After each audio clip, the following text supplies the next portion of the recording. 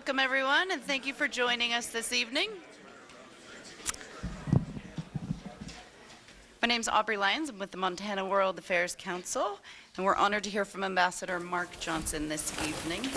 Without him, we wouldn't be here, because in 2000, when he founded the council, he had a hunch that what happens around the world matters to Montana. And he was right. So here we are. To date, the council's organized more than 350 nonpartisan classroom and community education programs around the state. Everything from our Council in the Classroom distance learning video conferencing, which we had today with schools from Plenva, Prey, Freud, and Bozeman, as well as our Academic World Class competition, which is now the third largest in the country. We couldn't do it without all of you, and now more than ever, it's critical to connect our next generation of global leaders with the world around them. The Council does just that, and it's only with the support of our generous donors and members. I'd like to especially thank the Dennis and Phyllis Washington Foundation, Allegiance, the Charles Engelhard Foundation, Stockman's Bank, Northwest Energy, Humanities Montana, Trails West Bank, and our outstanding board of directors and student interns. Outstanding. If you see value in what we do and you enjoy our programs, I invite you to show your support and become a member this evening. You can also join online. Our board has set forth a challenge where they will match up to $5,000 in donations between now and the new year, and we'd encourage you to show your support. If you're curious about other ways, we encourage you to participate in Giving Tuesday, where your donation will go towards our match. We also invite you to attend the Montana Professional Artists Association art show and auction that's happening this weekend at the Hilton Garden Inn, where 40% of the proceeds will be generously donated back to the council. As holiday season is upon us, I think we all know someone that might enjoy a council membership in their stocking. And if you're not ready to write a check tonight, you can sleep on it and just sign up for our news and events online so that we can engage you in our upcoming programs and events. I'd like to thank you all again for joining us, and I'd like to turn it over to our board president, the one and only Charlie Oliver. Good job. Perfect.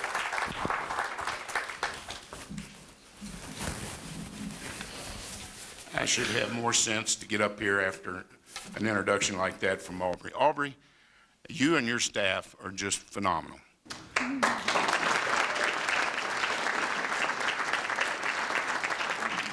And I include the interns in that. What she didn't say, and everything she said about that, in fact, she kind of understated what we've accomplished under Mark's guidance, but we're probably, out of 90 councils, I would guess we're one of the smaller ones, Mark. And our programs are virtually unequal. And you heard what she said about education. We ranked third in the nation in our World Quest. That's up against New York, Chicago, all over the place. And we're in a state with 1 million people. It's absolutely phenomenal.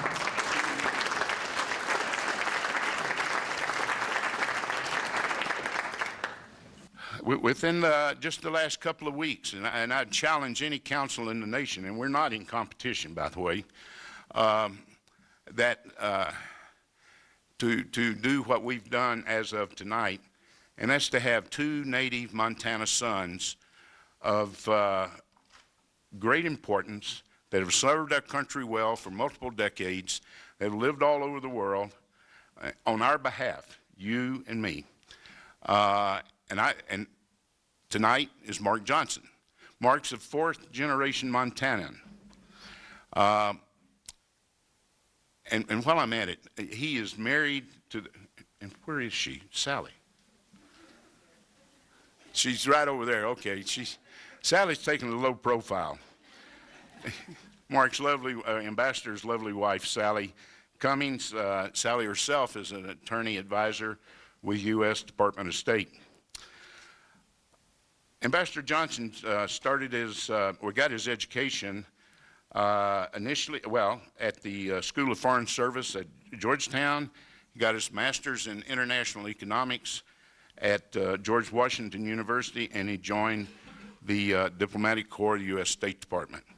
He was initially assigned to Kuwait as commercial attaché, and even though the bio we have, and that you have here, it doesn't say it, but I know for a fact Ambassador Johnson served as commercial attaché in a place called Jakarta, Indonesia, where he and I first met in 1975, not knowing we'd meet again in 2000. And the message there, folks, is this is a small world. Ambassador Johnson, he served with distinction in a lot of places, particularly in the Middle East and Africa.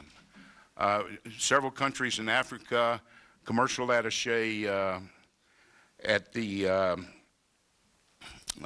embassy in Kuwait. He was the first diplomat back into Kuwait City after Desert Storm. His job was to rebuild the embassy. He served as I forgot what the exact words are, but the Iranian affairs, the Iranian hostage working group during that era. He was right in the middle with that. He knows the Middle East, been actively involved. While he was in the State Department, he served as Deputy Inspector General with the State Department. He was awarded by President George Bush, the President Meritorious, I didn't get that right, Mark, I'm sorry. It's a real important service award.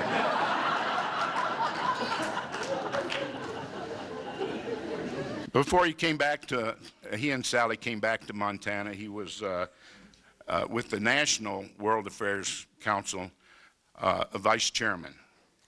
And as you heard, he came here, he was a lecturer at the Maureen and Mike Mansfield Center, and he started the Montana World Affairs Council. And we're really honored to be able to have our founder get up here and talk to us based on his background. Is a great honor for me.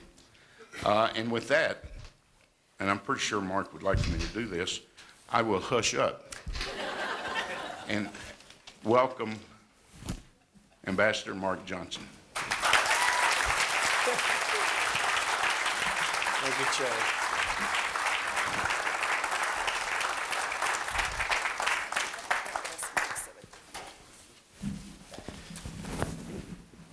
Oh, okay.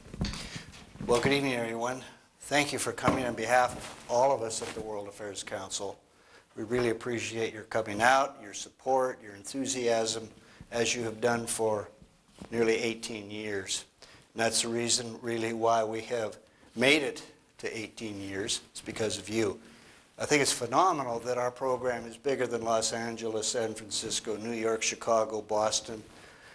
Number 3, and that is a tribute to the folks, teachers, students, and schools here in Montana. And frankly, we're just scratching the surface. There's so much more we could be doing. So again, welcome and thank you, and thanks to Charlie and Aubrey for their kind words and remarks. Now, those of you who have heard me speak before or know me may realize that one of the important persons in my life was our very own Mike Mansfield. We talked about native Montanan ambassadors. Mike Mansfield was right up there. And it was Mansfield's service in public affairs that inspired me to go into the Foreign Service. Now, those of you who remember Mansfield or have met him know that he was sometimes a man of few words, right? I remember I had just gotten my first assignment. I was actually up on Capitol Hill at the Mansfield office. He walked in, the senator, he looked at me and said, "So, where are you going?" I said, "Senator, I'm going to Kuwait." Pause. Been there once. Hot. And after 3 years, what else could you say? But Mansfield said something else that has stuck with me. And in fact, it too was a kind of an inspiration when I founded the council. He said, "It's always better to hear what the other guy has to say." Now, I can't prove it, but I think he said those words during the Vietnam conflict. Surely those words are very appropriate in today's environment. Now, tonight I'm going to try and talk to you about America's foreign policy in the current age. Let me amend my remarks. I'm going to attempt to talk about American foreign policy. It's hard to describe that which does not exist, but that's never stopped me in the past. You know, I grew up in a world when, as a young boy in Great Falls, we didn't think much about the world. It didn't matter. Long ways away. The reality is, I find that kind of strange. If you, for instance, drive from Missoula to Great Falls, as you pass out of the mountains into the high plains, you will see at odd intervals chain link fences. What's that all about? Underneath are Minuteman III silos, intercontinental ballistic missiles, each equipped with thermonuclear warheads, probably the most powerful weapons in the world. That matters, I think. If you keep going, you'll come toward Great Falls and you'll see a lot of wheat, the Golden Triangle, one of the biggest wheat producing areas in the country. About 6 out of every 10 bushels are exported. How real is that? And we have tonight with us some friends from the Western Montana Military Officers Association, and we're glad to have them here. They know this, that in all the wars the United States has fought since the Spanish-American War, Montana has been in the top states in terms of percentage of our men and women who serve. I think a very remarkable feature. So it is important.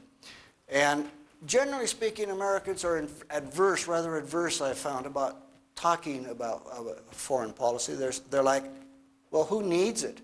We've got 2 big oceans. We've got Mexico and Canada. You know, what could go wrong? And I think most people are surprised to learn that the United States has had a very long engagement. I'm going to just cover that briefly to give you a sense that we've been at this for a long time. The administrations of Washington, Adams, Jefferson were vexed very much by a situation in North Africa with the Barbary pirates who were seizing ships, taking our sailors and putting them into slavery. Even before that, the first ship left from the harbor of New York City, called the Empress of China, sailed off and went to the south coast of China, and that began a process of trade that has endured to the very day. There was another aspect of our engagement that I'll briefly touch on, had to do with individuals in the form of missionaries. First missionaries, shortly after the Barbary War, went off to the Holy Land, went to Jerusalem. 100 years ago, I find this very interesting, 100 years ago, there were 3 million women working as missionaries in various societies. They had slogans like China for Christ in our century. Now, we may find that very quaint today. The point I'd like to make is that these Americans made very enduring contributions to today's Middle East. Education, American University of Beirut. Most of the signers at the UN Conference on the United Nations 1945 in San Francisco were AUC or AUB graduates. Robert College in Istanbul. In health, one of the first Western hospitals in the Middle East was established in the northern Persian Gulf. Same thing in China. So we've had a long engagement. Now the question is, how did we get to the point we're in now? What's going on? In order to answer that, I need to give you a little bit history. You can tell already I am not a historian, but I'll do my best. We have to go back a little bit, not too long, just 25 years or so. I think it was Churchill who said, you know, the farther back you can look, the farther ahead you can see. This is the world that pertained in 25 years ago, more or less, give or take a few years on either side.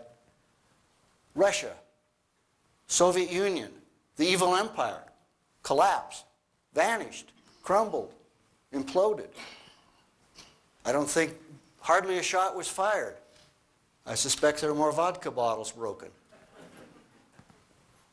Not even a press release.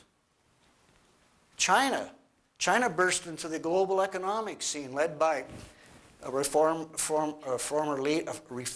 leader, Deng Xiaoping, who had succeeded Mao.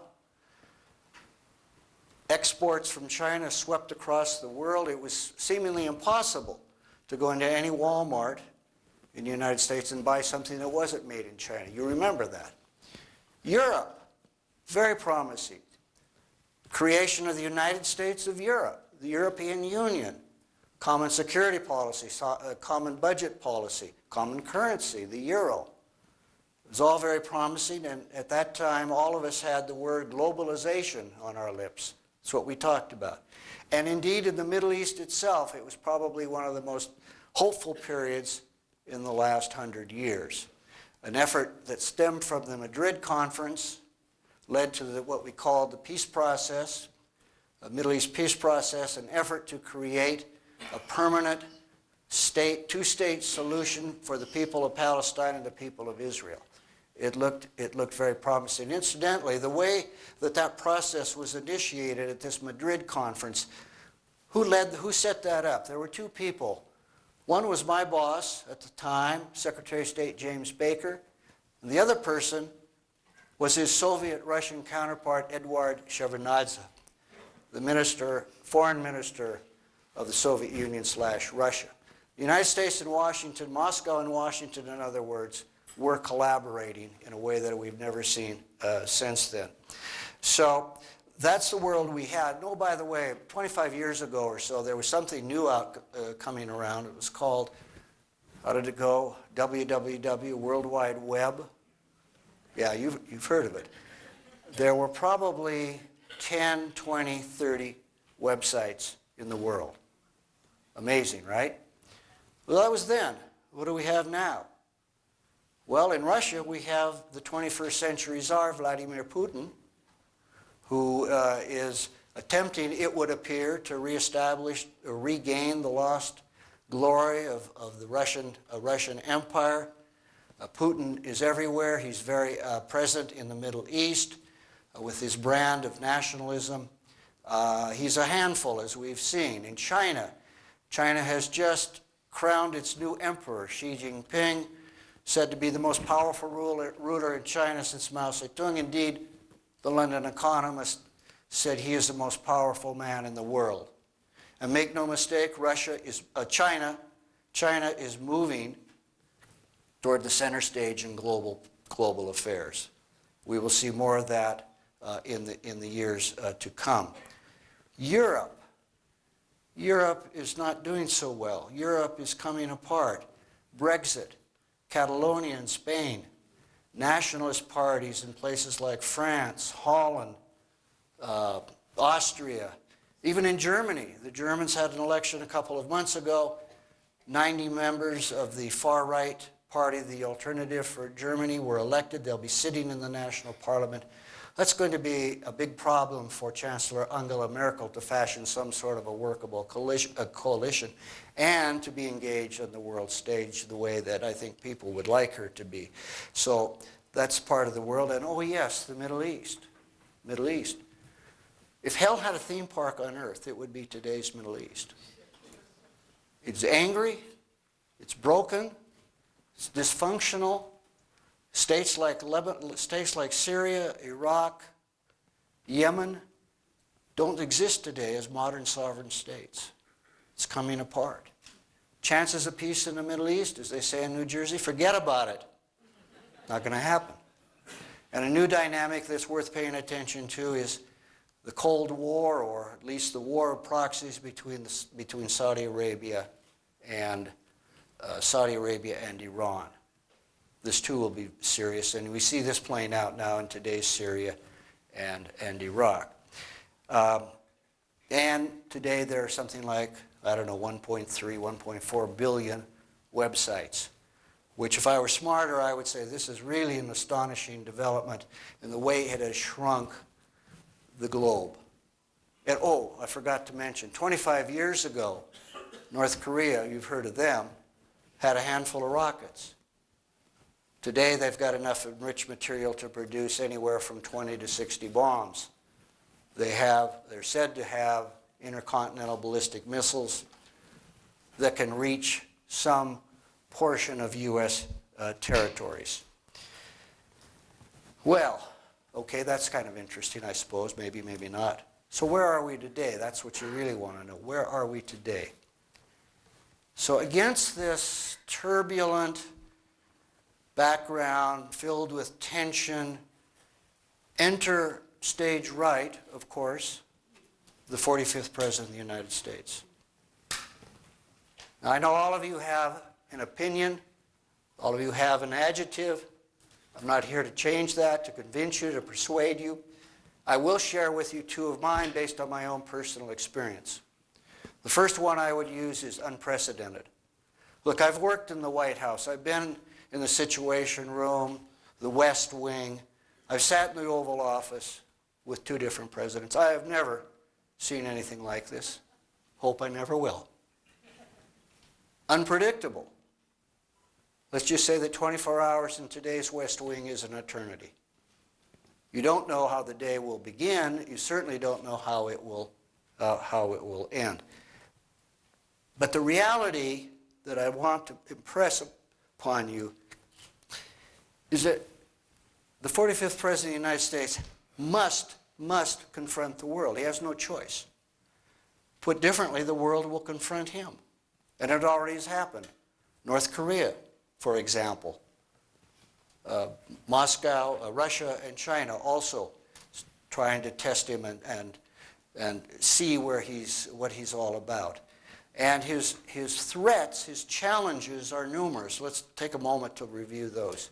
Global terrorism. We may say or think that ISIS and Al-Qaeda are receding. Indeed, they've lost about 95% of their territory in Syria and Iraq. That's a good thing, but make no mistake. These are resourceful organizations. They're agile, and what they will do is go underground and behave more as an insurgency group. We've already seen this. San Bernardino, Orlando, London, Paris, the streets of New York, and I would expect we'll see more of it. Rising powers like Russia and China will confront this administration, or at least challenge this administration. Russia, Putin is seemingly everywhere in the Middle East. A couple of weeks ago, he was in Iran. He just announced a big arms deal with Saudi Arabia. Very unusual.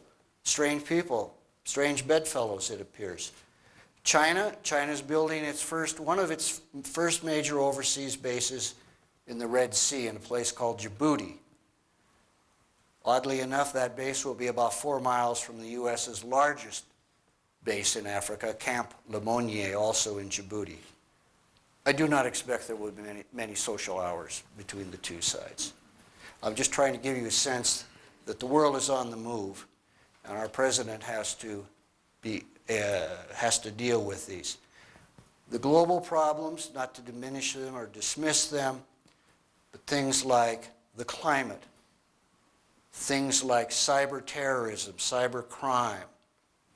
All of these are problems that he's going to have to deal with.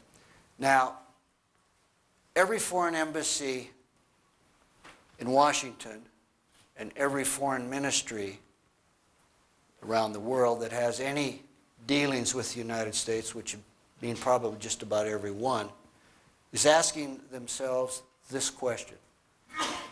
Where's this guy coming from? What does he stand for?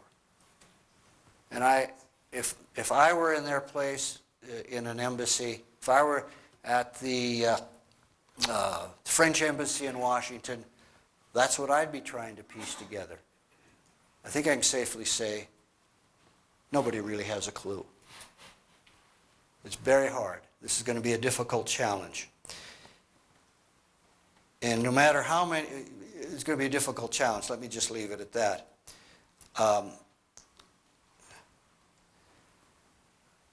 So what does he stand for? Can we make any sense of that? During the campaign and the primaries, seems like yesterday, right? I did follow this because I was interested to see what kind of a foreign policy, national security policy might emerge. And either side, I think I had a better grasp of where former Secretary of State Clinton would be. Trump completely unknown.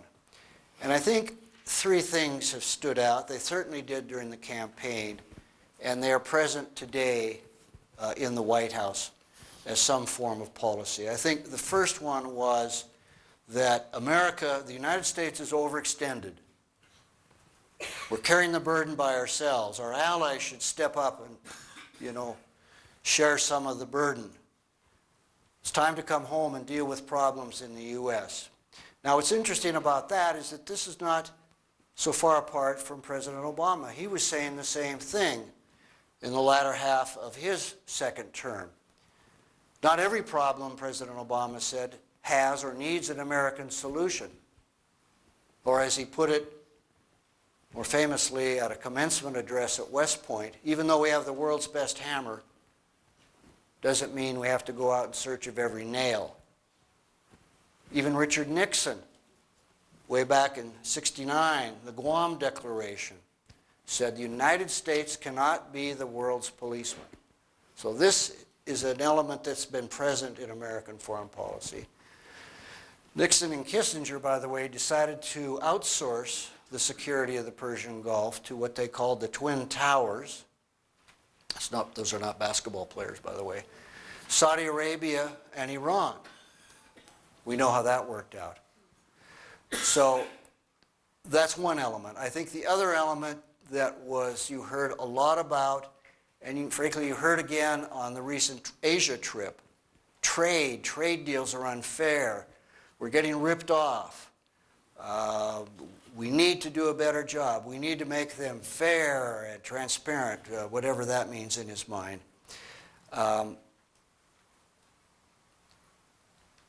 Trade deals need to be more transactional. We need to get away from all these complex and complicated things like the Trans-Pacific Partnership. That was a major element. And thirdly, I think one of the things that Trump and his team were saying was, we need to move away from the global multilateral solutions in favor of the direct hands-on bilateral. Again, the transactional approach. Transactions are not the means to an end, they are the end. It's all about the now, what you can put on a bumper sticker, America first, and so forth. And what's interesting about this is that it has occasioned a major policy split in the White House. Two camps have emerged. One camp is what is called the nationalists, right? The nativists, some call them, led by names you may be familiar with, Steve Bannon and his acolyte Sebastian Gorka. It was this group that lobbied successfully President Trump to withdraw from the Trans-Pacific Partnership and the Paris Climate Agreement. On the other hand, you have what are called the globalists, who believe, based on their experience, their personal convictions, that the United States must have a greater connectivity with the rest of the world. One other thing that occurred during, more recently, if you paid any attention to Trump's statement at the United Nations General Assembly, the UNGA. Normally, these are snooze fests. They're really a laundry list of long things that you'd like to get done but never will. Nobody really pays much attention. This one, however, was worth listening to. In it, he repeated the word sovereignty, state sovereignty, and nationalism. All right? I think he said it more than 20 times. So I'm listening to this, and I'm thinking to myself, well, if I close my eyes, listening to all this talk about nationalism, state sovereignty, we're sovereign in ourselves, I could be listening to Vladimir Putin. I could be listening to Xi Jinping. It sounded like a form of diplomatic Darwinism, survival of the fittest, strongest. What was also significant in that speech, sometimes when you hear a politician, you also have to listen, try and figure out what they didn't say. What he didn't say, or at least said only in passing, was any reference to the higher values that have animated American foreign policy. since our beginning. Things like human rights, things like liberty, democracy, humanitarian engagement. That was not present. It was all about the now, it was all about the deal, and it was all about sovereignty. Now, let me go back for just a moment to this split in the West Wing. It's like there's a demilitarized zone almost between them. And I think on the scorecard you might say the globalists are gaining the upper hand. But look, you saw this on the president's Asian trip. Let's review that briefly. In Japan and South Korea, the statements made by Trump's statement at the parliament in South Korea, in which he used for him a moderate language on the North Korea problem. I think at some point made some vague allusion to the fact maybe we could talk. Similarly in Japan, those speeches were written, drafted by the globalists. Those speeches came out of H.R. McMaster's National Security Office. But when the president got to China, Vietnam, and the Philippines, the tone shifted. If you're listening to any of them, those were big-time trade issues. We're getting royally shafted. We're being taken advantage of. At one point, Trump turned to Xi Jinping and said, yeah, you've taken advantage of it. You've done a good job on that, too. But it's the fault of previous administrations. Maybe you've heard something like that before. I've never heard those words coming out of the mouth of a U.S. president.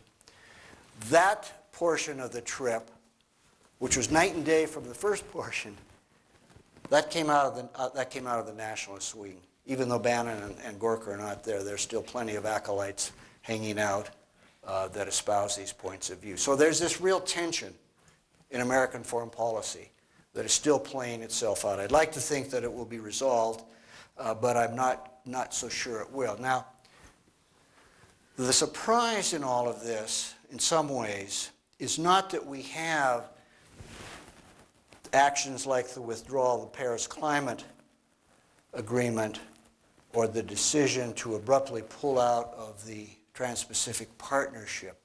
Rather, the surprise is that this administration, in many ways, this administration's foreign policy is not completely unanchored from previous administrations. I'll give you a few examples.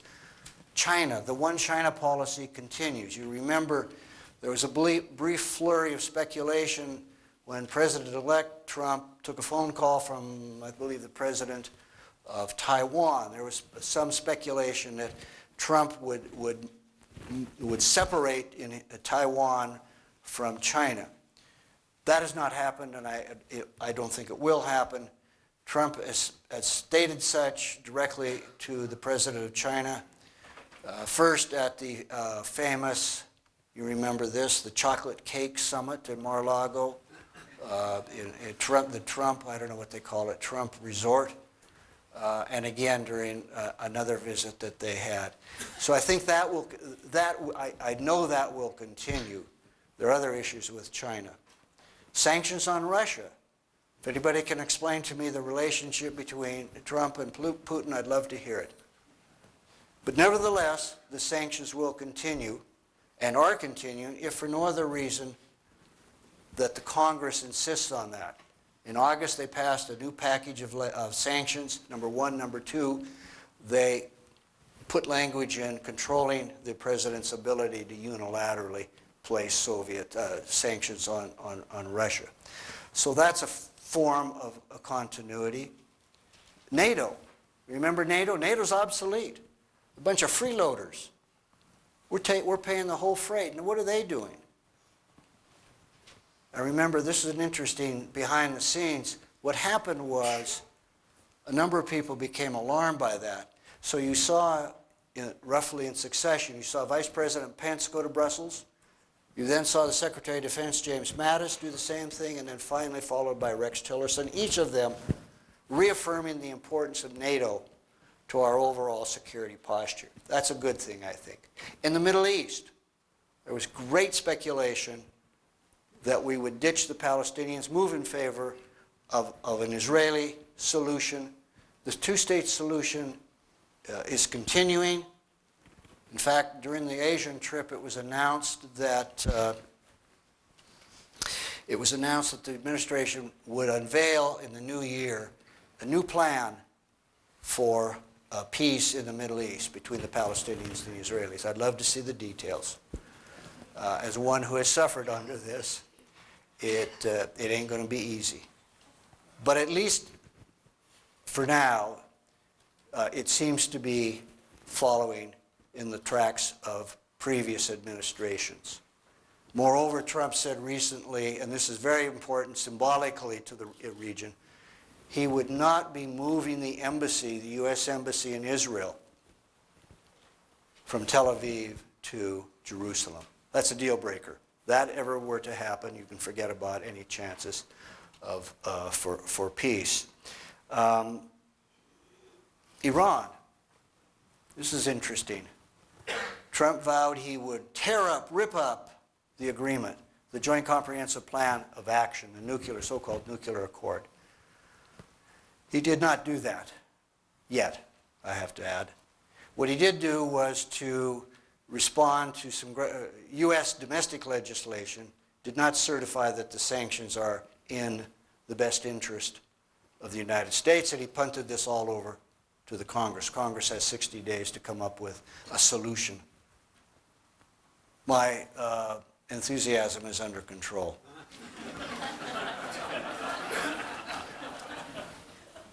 Maybe I'm the only one who feels this way. I don't think they could take your dog for a walk around the block and come back with the same animal.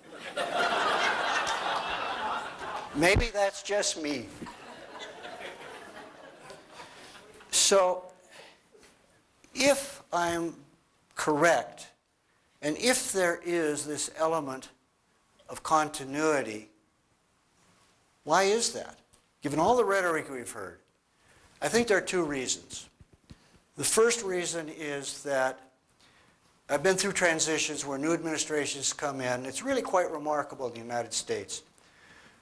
You have an administration of full power, full control on, let's say, January 21st, and then on noon, on that same day, boom, they're history, they're gone. New administration comes in. Two things generally happen in my view. I've witnessed Carter to Reagan, Bush to Clinton, and so forth and so on.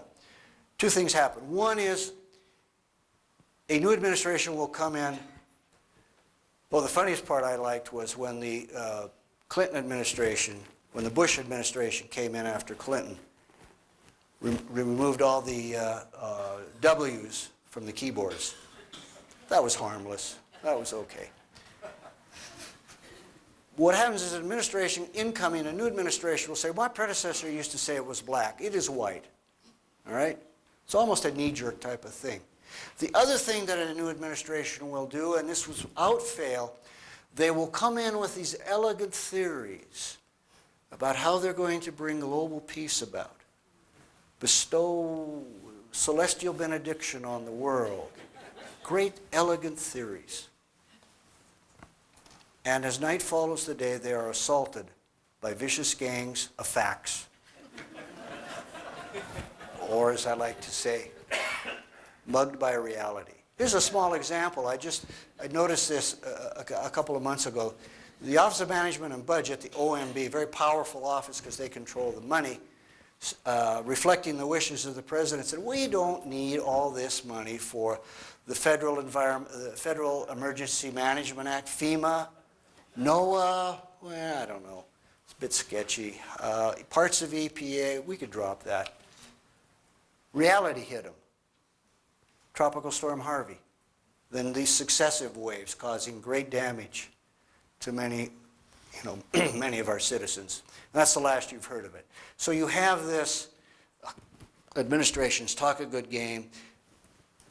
They ultimately settle down in a path not so far. There are deviations, obviously. There are changes.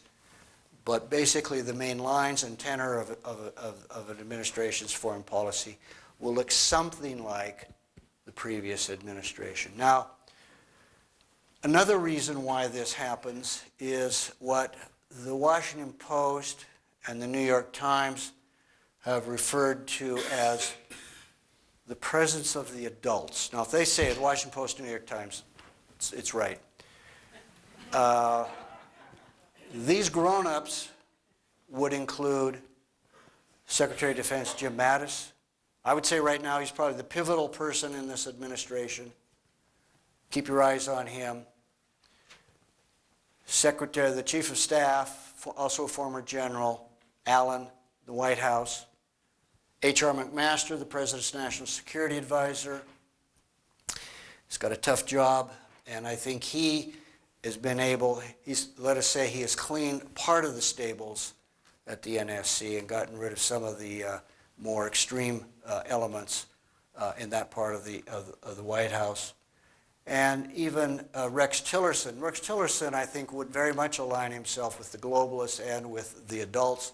Tillerson, after all, tried to convince Trump to stay in the Paris Accords. Obviously, he wasn't listened to, but I think that's where he's coming from. Now, I have other problems with Tillerson that I'll get to in just a minute. But these people, in fact, I've been told, I can't prove it, so you just have to accept it on word, my faith. I'm told there's an agreement in Washington among those people I just named that one of them must be in Washington if the others are traveling. You understand why? Understand that the Senate last week had a hearing on the use, who can execute an order on the use of nuclear weapons. Now, I'm not going to pursue that topic, but it's out there. And so I think you get the drift of what I'm trying to say here about the grown-ups, the presence of the grown-ups. Now, I have to say a few words about Tillerson, the Secretary of State at my former source of employment, where I spent 30 tender years. Lo and behold, and as Charlie was talking to you about my career, I said to myself, well, maybe now they understand why I took early retirement and came back to Montana. Tillerson did not want that job. It's a very prestigious job. He didn't want it. He didn't need it. It's got money, all kinds of money from the ExxonMobil time. He despises Washington. That much is obvious. Doesn't have much time for the media. That part is obvious because he's done a poor job in articulating both the domestic and foreign press, what our goals and objectives are, who we are, what we stand for, etc. And he came to the U.S. State Department and proceeded to launch a massive reorganization plan. Now, I've been through reorganization plans. I've been part of them on a couple of occasions, once with Secretary of State Warren Christopher. They're not pleasant. They're uncomfortable. But Tillerson brought in a couple of high-priced consultants, did not take the time to check with the career people, and so it caused a great deal of apprehension. I was asked just a moment ago, what's morale like? It's -5, something like that. He launched this plan, and then he's made a mistake that many secretaries make. Some correct it, some realize, some don't, but they get better. And this is that he has separated himself completely from the rest of the building. He has in fact, people are disinvited from meetings. Our Director General came to a meeting thinking she was supposed to be there, and they wouldn't let her come in. I've never heard of that. I've never heard of that. And you rob yourself of their expertise. And oh, by the way, if something happens in Myanmar with the Rohingya, if something happens in Niger with ISIS, who's going to take care of that? I'm in charge. I'm the boss. That's what Trump said. I'm the only one that matters. Well, who's going to do that? And this is how bad it's gotten. 60% of our senior career ambassadors. Now, career ambassador is the most senior title in the diplomatic service. It is equivalent to 4-star general. All right? 60% of them have left, retired, transferred in the last 11 months. You see my point? There are 74 vacancies. Maybe I'm off a few numbers. 74 vacancies in the State Department. Not to mention the number of embassies abroad that don't have active ambassadors. We don't have an assistant secretary for Asia. We don't have an assistant secretary for Africa. Now, we have good career people that are filling in, but it's not the same because they have not been confirmed. They just don't carry the same authority. Nor do we have someone in the Middle East Bureau. Not much is happening in those regions, I agree, but you know. So maybe we can get by. But you tell me how we can have an active and dynamic foreign policy without diplomats. It ain't going to be easy. And on the other end of the spectrum, something that disturbs me equally is that our recruiting classes for the new Foreign Service officers, the second lieutenants, if you will, is off between 30 and 50%.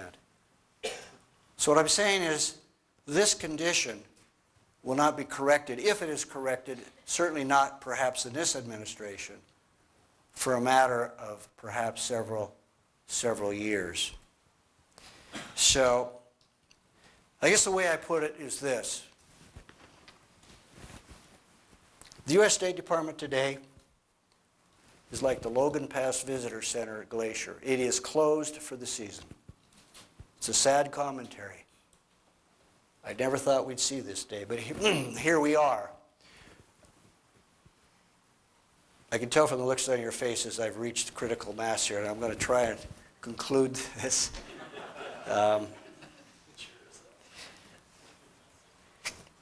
Usually I like to provide some sort of a forecast or an estimate of something, how it may turn out. You know, I like to say in the Middle East, you think this is bad, you should hear me talk about the Middle East, by the way. Things will get worse before they get worse, all right? Maybe this will apply, maybe this will apply, but that will apply to what we've been discussing. But it seems to me that the bottom line is that the global order that has endured for 70 years, the liberal international global order, much of which the United States helped build, is, to put it, is unraveling. And the word that troubles me the most in international affairs is vacuum. Because I've seen this all the time in the Middle East. When you have a vacuum, someone fills that. So we may be entering a new era, an era that's so new it doesn't even have a name, and I can't give it to you. The general impression in the world today is that the United States is pulling back, is retreating, retrenching. That may not be a fair statement, but that's the impression. That's what matters. And even worse, the impression is the United States is adrift. It is adrift. We need to stay informed, stay engaged, question our leaders. We have campaigns every now and then. It's always surprised me how few questions we ask of our Montana leaders. I'm talking about our congressmen and senators. Over the past several electoral cycles, I've had a standing bet that there would never be more than 3 questions in the entirety of the debates about foreign policy. And I've never lost until last year, and there may be 4 or 5, I don't know. But that's a problem. We need to be engaged, and we need, again, as I would say, to be informed. So I am going to conclude at this point, and I appreciate, again, I want to end the way I started by thanking all of you for coming, for supporting these programs. It means a lot to us. Very proud of the things we've done with our Academic World Quest. We have a Council on the Radio program which reaches something like 25,000 households, probably one of the largest talk show components in the state. You've heard about our Academic World Quest, and our distinguished speakers, with one exception, have been pretty good. Okay? So thank you all very much.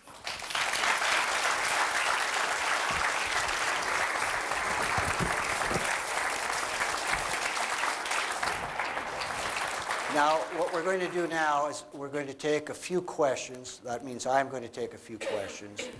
And then we will have some microphones. I see we have some students. I'm assuming you're from students. Yeah? Do you have any questions? Do you care? Is it important?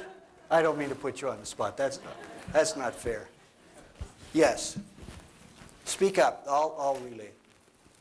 For someone considering a career in foreign service, but a little concerned about this reorganization, Yeah. what advice would you have for someone in the early stages? You all heard this. Someone thinking about a career in the foreign service, what advice would I give?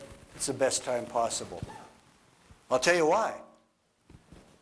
Because if people are bailing out and you're good, you want to be there. Number one. Number two, you don't want somebody else to make your decisions.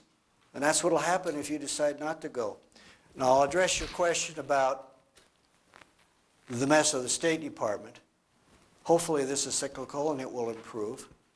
I know from a fact that junior officers normally, the Secretary of State does not come to his office in the morning and say, oh, staff, do we have a new member from Montana? Oh, please, hasten them to come and see me so that I can avail myself of their wisdom. It doesn't, I'm not trying to be flip here. It doesn't work that way. But you learn your trade, you learn your craft, and by the way, it's a great job if you have a short attention span. Because no 2 days are the same. If you want to make a difference, the Foreign Service is a career. I'll be happy to talk to you at some point if you're interested. Ambassador Johnson, you mentioned that the failure to fill posts within the State Department has impacted seriously, and there's been a great deal of publicity about that. Yes. Can you explain why the failure to fill posts, how that impacts the ability of the State Department to function? Well, it affects it not only from the standpoint of looking at it from Washington, but from the standpoint of overseas. When you don't have a career ambassador. When you don't have a career ambassador in a U.S. embassy, it means he or she is automatically outranked by ambassadors from other countries. That's the way protocol of diplomacy works. So the message, the voice of the American government as transmitted to them is muted, all right? Now, in Washington, to be sure, there's room for improvement. Some of the staffing, some of it is overstaffing, some of it is duplicative. The problem is it's a fundamental lack of trust. This administration, and I have to say other administrations as well, have looked at the career staff as disloyal, right? Who do they support? Because these people come in, they've just been through 6, 8, 12, 14 months of grueling partisan battles. So that's in their mind. Who are these people? Can we trust them? The fact of the matter is that career ambassador, well, any foreign service officer takes an oath to the Constitution. Point of fact, I served under 2 presidents that were impeached. Can you think who they were? Yes, you can. Richard Nixon and Bill Clinton. Bill Clinton was impeached but not convicted. It didn't change my job in one bit because I was loyal to the system and to the Constitution and to the American people. In some ways it did. But when you don't have a full staff and the amount of issues that comes across a person's desk is just at light speed. Now, as I said before, how in the world are Rex Tillerson and Donald Trump going to solve these problems in a manner they deem? They have to have a competent staff. What I did was I always played a little game with Washington. If I had a position, I want to do something, I would say, here's my position, here are the reasons I'm going to take it. Oh, by the way, if I don't hear from you in 24 hours, I'm going to do this. Worked every time. Worked every time. And there was no need for them. Here's how bad it is. For every country has a national day. Ours happens to be the 4th of July. So on the National Day of the Czech Republic, there is a letter that is sent, one from the President and one from the Secretary of State. These are really pro forma. You put in some nice language, offer my congratulations on the 38th anniversary, the people of the Czech Republic. Tillerson wouldn't refuse to clear those. He had to review every one. It's absurd. Was his level of distrust that much? Tillerson had, it's not unique.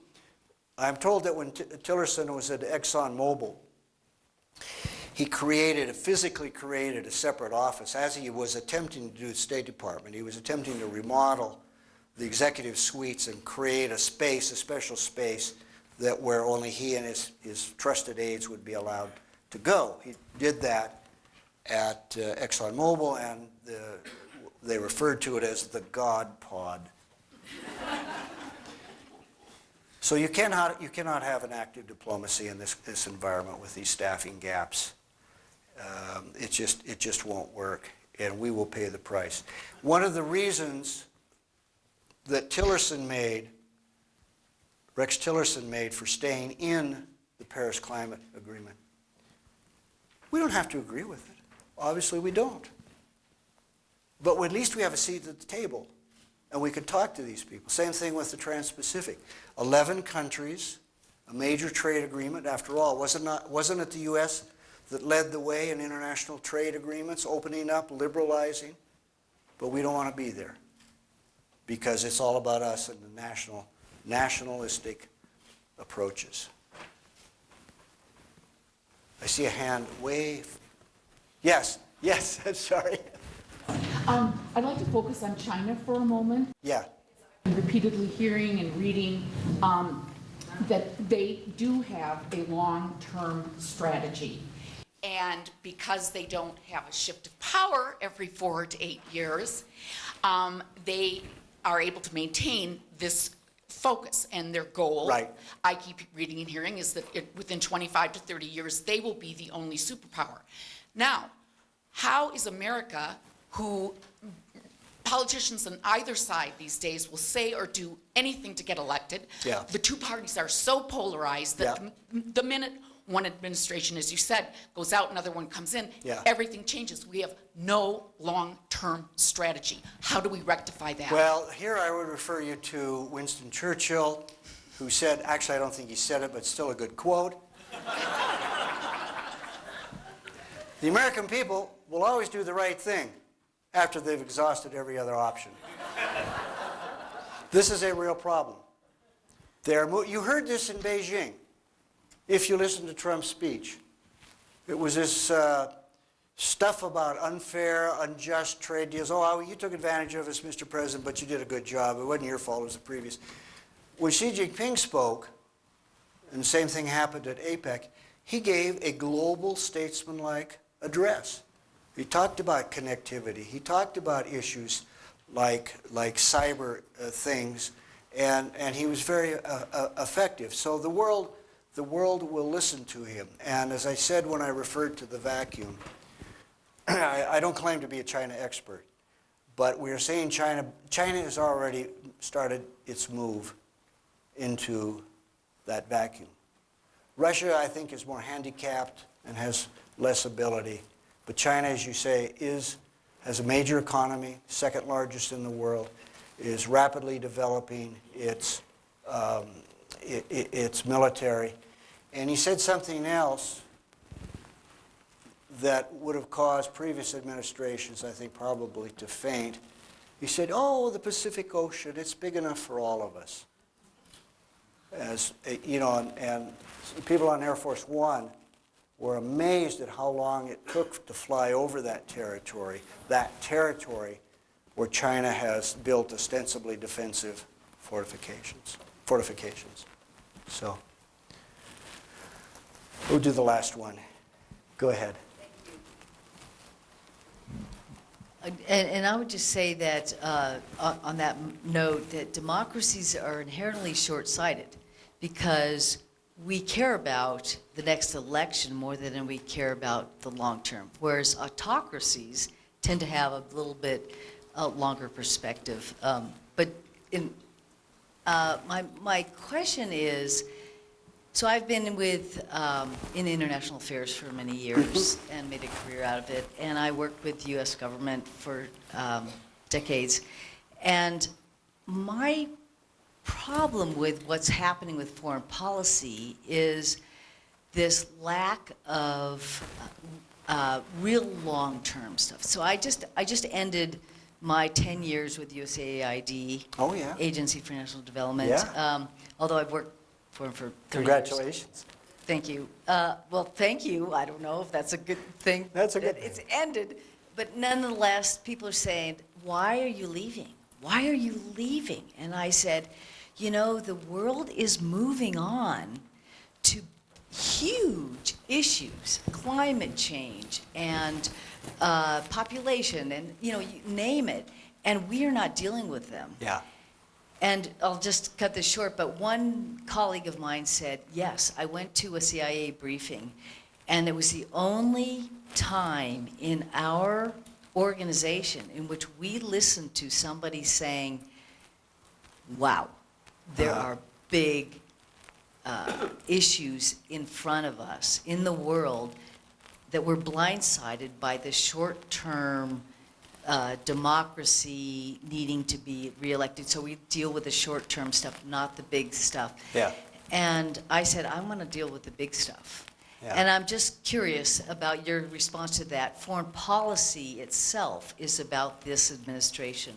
So just would love to open that up to you. Well, you're absolutely right. I mean, look, let's put it to you bluntly this way. In the next 20 years, there will be more changes than there have been in the last 100 years.